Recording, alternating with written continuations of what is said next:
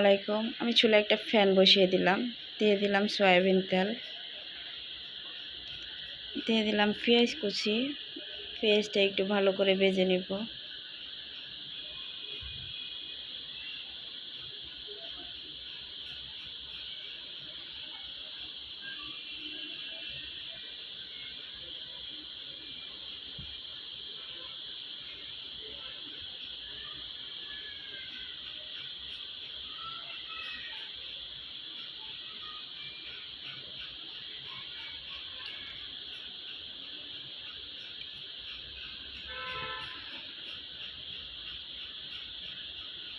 এ পর্যায়ে আসলে আমি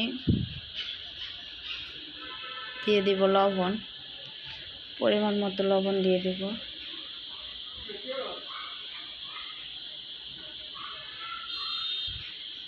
দিয়ে দিব হলুদ গুঁড়ো পরিমাণ মতো।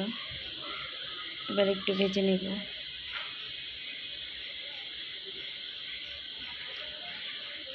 আমি এখানে পাতলা পাতলা করে ভেন্ডি কেটে নিয়েছি। আমি আধা কেজি ভেন্ডি নিয়েছি, আপনারা চাইলে কম বেশি নিতে পারেন।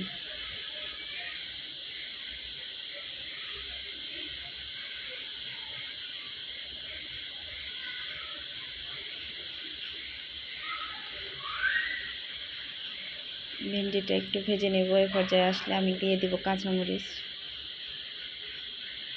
আমি 5-6টা কাঁচামরিচ দিয়েছি, আপনারা আপনাদের পরিমাণ মতো দেবেন। এবার ভালো করে ভেজে নেব। সিদ্ধ হওয়া অবধি অপেক্ষা করব। একটু হাই হিটে জাল করব, যাতে ভেন্ডিগুলা বেশি ভর্তা না হয়ে যায়, একটু ঝরা ঝরা থাকে।